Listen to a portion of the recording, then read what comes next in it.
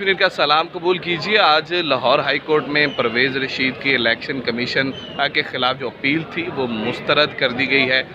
जो वकील हैं बिल्कुल नौजवान हैं, मुदस्सर साहब जिनकी जानिब से अपील फ़ाइल की गई थी। आज के व्लॉग में आपको बताते हैं कि बेसिकली चीज़ क्या थी, किसको जो है वो टारगेट किया गया था और किस बेस पे जो है वो परवेज़ रशीद की जो अपील है इलेक्शन कमीशन के ख़िलाफ़ के वो फ़ीस जो जब सबमिट नहीं करवा रहे थे, उसके बेस पे जो इन्होंने इनको उसके कागजात नामजदगी मुस्तरद करवाए थे।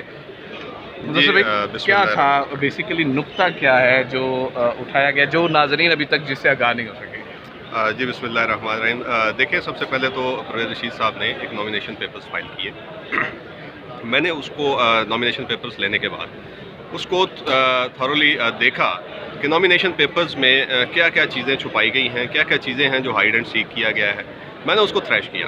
थ्रैश करने के बाद मैंने जो नेक्स्ट स्टेप लिया वो ये लिया कि चूँकि ये पुराने पार्लियामेंटेरियन हैं तो यकीनन इनके डिफ़ॉल्ट होंगे जो इन्होंने शो नहीं किए हुए। तो मैंने इसके लिए पार्लियामेंट लॉजेस का रुख किया। पार्लियामेंट लॉजेस के बाद मैंने उसका रुख किया पंजाब हाउस का, जहाँ पे इनकी गवर्नमेंट रही एक अरसा दराज से, तो उसकी तरफ रुख किया। तो वहाँ पे मुझे पार्लियामेंट लॉजेस से तो कोई ज़्यादा लिफ्ट ना मिली, लेकिन पंजाब हाउस से मुझे एक ऐसा डॉक्यूमेंट मिल गया जिसमें ये डिफ़ॉल्टर थे। जब डिफ़ॉल्ट की तरफ गया तो मैंने कहा कि चूँकि ये लॉ में एक लफ्ज़ के पीछे छुपने की कोशिश करेंगे जो है अनअवेयर, तो उस पर मैंने फिर मेहनत शुरू कर दी। तो उस के ऊपर मुझे ऐसे नोटिस मिल गए जो इनको सर्व। कितना अर्सा मेहनत किया आपने इसके ऊपर और इस सारी सूरत हाल को तैयारी करने में और इस केस को, क्योंकि केस तो बहुत बड़ा था और दूसरी तरफ से जब पॉलिटिकल स्टंट खेला जा रहा है कि हमारे खिलाफ ये पॉलिटिकल विक्टिमाइजेशन की जा रही है, तो कैसे इस चीज़ को डिफेंड करते हैं आप? देखिए, ये बेहतरीन जानते हैं कि मैं चूँकि कोई ऐसा मेन फेस नहीं हूँ पार्टी का, मैं एक अदना सा कारकुन हूँ और उसके साथ साथ पार्टी का एक विंग है इंसाफ लॉयर्स फोरम, जिसका पंजाब में मैं सीनियर वाइस प्रेसिडेंट हूँ। तो इंसाफ लॉयर फोरम ने एक कमेटी तश्कील दी जिसको मैं हेड कर रहा था। उस कमेटी के तहत मैंने सारे दोस्तों की मदद ली। जो हमारे पिंडी में रहते हैं उनकी ड्यूटीज़ वहाँ लगाई, जो इस्लामाबाद में रहते हैं उनकी ड्यूटीज़ वहाँ लगाई, जो लाहौर में रहते हैं उनकी ड्यूटीज़ यहाँ लगाई। तो हमने एक टीम वर्क किया। जब हमने टीम वर्क किया, इकट्ठे होकर परवेज़ रशीद साहब के खिलाफ पड़े। एग्जैक्टली ऐसा ही है। और मैंने टारगेटेड काम किया, मैंने ज़्यादा चीज़ों पे नहीं गया। मेरे ऑब्जेक्शन बहुत ज़्यादा थे, हालांकि उसमें बड़े सीरियस नेचर के थे, जैसे डॉन लीक्स वाला है, वो बहुत बड़ा एक स्कैंडल है इनका, और उसमें भी ये फिक्स हो सकते थे। लेकिन मैंने टारगेट किया कि ये इस चीज़ से बाहर नहीं निकल सकते, क्योंकि हमारे जो ट्रेंड सेट है, जो कल्चर है, उसमें उन चीज़ों पे नहीं जाया जाता, क्योंकि हमारे इदारे और सारी चीज़ें जो हैं वो अवॉइड करती हैं इस चीज़ को कि उस चीज़ पे कोई हम अपनी राय दें या कोई डिसीजन दें। तो इस पे मैं डिफ़ॉल्ट पे चला गया। तो डिफ़ॉल्ट पे फिर मुझे ऐसी रिसीट्स मिल गई जिसमें वो नोटिस इनको सर्व हुए थे। मैंने उस पे काम किया, वो मैंने पेश किया। उसके बाद मेरे पास एक और ट्रम्प कार्ड था जो मैंने रोका हुआ था, जो मैंने आज पेश किया। जो मीडिया पे मैनी टाइम्स दोस्तों ने पूछा कि वो कार्ड क्या है, तो मैंने वो बिफोर द टाइम उसको नहीं किया, एक्सपोज नहीं किया।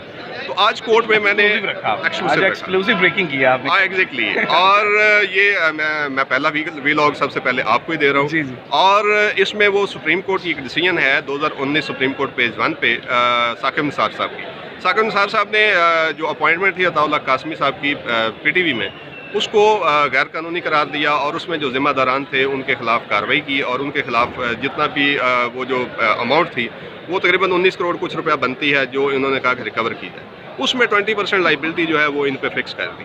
तो यहाँ पे इनका था कि देखें, कोर्ट का ऑर्डर है लेकिन डिमांड क्रिएट नहीं।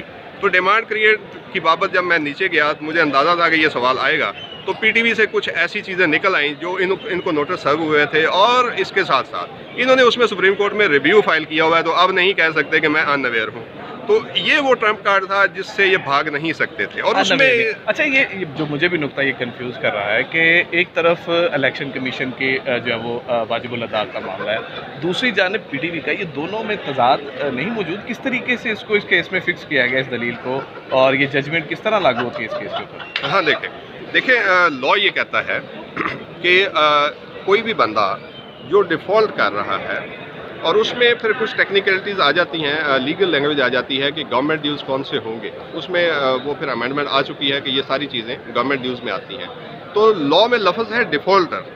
तो ये दोनों जजमेंट्स जो हैं ये बेसिकली लाइबिलिटीज़ पे हैं। तो ये पंजाब हाउस भी इनकी लाइबिलिटी में है, और पंजाब हाउस तो क्लियर कट डिफ़ॉल्ट कर चुके हैं। और इसी तरह सुप्रीम कोर्ट जो है, सुप्रीम कोर्ट की जजमेंट के तहत ये उसमें भी लाइबिलिटी इन पे फिक्स हुई भी है, और वो उसमें लैंग्वेज लिखी हुई है लाइबिलिटी की तो जब लाइबिलिटी फिक्स होगी, और इन्होंने मज़े की बात है कि अपनी जो नॉमिनेशन पेपर्स हैं, इन्होंने उस इतने बड़े केस का जिक्र ही नहीं किया कि मेरे पे वो भी लाइबिलिटी फिक्स है, तो उससे ये कैसे भाग सकते हैं। तो जब कोर्ट ने इस पे सैर असल गुफ्तगू हुई, वहाँ पे इन्होंने ऑब्जेक्शंस, मेरे ऑब्जेक्शंस का जवाब दिया। दोनों तरफ से दलाइल बड़े तफसीलन इसकी बाबत उनके पास कोई दलील नहीं थी सिवाय इसके कि देखें जी ये विक्टिमाइजेशन हो रही है। हालांकि देखें कि मैं वो आदमी हूँ, मीडिया रोज़ मुझे देखता है कि मैं तो एक आम वकील हूँ, और आम वकील के तौर पे मैंने नीचे पार्टी के इंस्ट्रक्शंस पे ऑब्जेक्शंस फाइल किए, ऑब्जेक्शंस फाइल करके मैं ऊपर आया, ऊपर अपील में हम पेश हुए। तो इसमें पार्टी का, इवन आप मीडिया बेहतरीन जानता है कि आज पार्टी का एक फेस भी नहीं पेश हुआ, तो इसमें देखें कि पॉलिटिकल विक्टिमाइजेशन होती तो आज मेरे पीछे पार्टी खड़ी होती। तो पार्टी के लोग अपना काम कर रहे हैं, जो आप उनके पोर्टफोलियोज हैं उसके मुताबिक काम कर रहे हैं, और मैं आज अपना जिम्मेदारी जो अच्छा, ये कहा जा रहा है उनकी जानिब से कि अभी दोबारा से कोई दरख्वास्त दायर करने का उनका फैसला है और उसको दोबारा से डिविजनल बेंच के सामने रूबरू पेश करेंगे, तो उसकी भी कोई तैयारी है? यानी कि लग रहा है कि वो नून लीग वाले किसी हर सूरत उन्होंने इसको अपनी ज़ाती अना के तौर पर या पॉलिटिकली जो उनका एक स्टैंड है वो भी मुतासर होता है इसकी वजह से, और उसको जारी रखने के लिए वो इस पॉइंट को लेंगे कि हम किसी सूरत भी जो है वो ये सीट लेकर रहेंगे। तो उसके हवाले से क्या तैयारी है, और क्या अभी अपील है उनके पास कि वो दोबारा से डिवीजन बेंच के पास जा सकेंगे?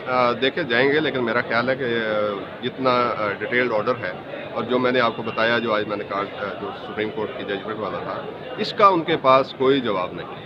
और आज की डेट में अगर ये डिफ़ॉल्ट क्लियर करने की कोशिश भी करें तो वो अब नहीं हो सकता इस पे, क्योंकि अब देखना है कि वो क्या जो पिछला एक्ट था वो ठीक था या नहीं। तो विलफुल डिफ़ॉल्ट से अब बाहर नहीं निकल सकते, तो ये चैप्टर क्लोज हो चुका है सर इंशाल्लाह। ये टाइम की लिमिट की वजह से टाइम कम है इलेक्शन के? नहीं, देखें लॉ ये कहता है कि at the time of falling of nomination papers उसने डिफ़ॉल्ट लेस होना है, यानी कागजात नामजदगी जमा करवाने पहले खाता क्लियर होना चाहिए। ये लॉ खाता क्लियर नहीं है, और इसमें अब इस स्टेज पे पैसे जमा करवाने से भी जान नहीं छूट सकती इंशाल्लाह। अच्छा जी, जैसा कि आपने मुदस्सिर साहब की बड़ी सैर हासिल गुफ्तगू सुनी कि परवेज़ रशीद जो है वो किसी सूरत भी इलेक्शन में कंटेस्ट नहीं कर सकेंगे, क्योंकि उनको दूसरे अल्फाज में कहा जाए तो ये सख्त अल्फाज हो जाएंगे, उनको कागजात नामजदगी जो है वो मुस्तरद ही रहेंगे। इलेक्शन कमीशन के फैसले को बरकरार रखा गया। लाहौर हाई कोर्ट के जस्टिस शाहिद वहीद की जानिब से ये फैसला सुनाया गया है। दोनों तरफ से वकला की तफसीलन जो है वो इसके ऊपर बहस की गई, तफसीलन दलाइल सुनेंगे, और परवेज़ रशीद की अपील को लाहौर हाई कोर्ट के election tribunal justice Shahid Waheed की जानिब से इसको मुस्तरद किया गया है, जिस पर मुस्लिम लीग नून के वकला और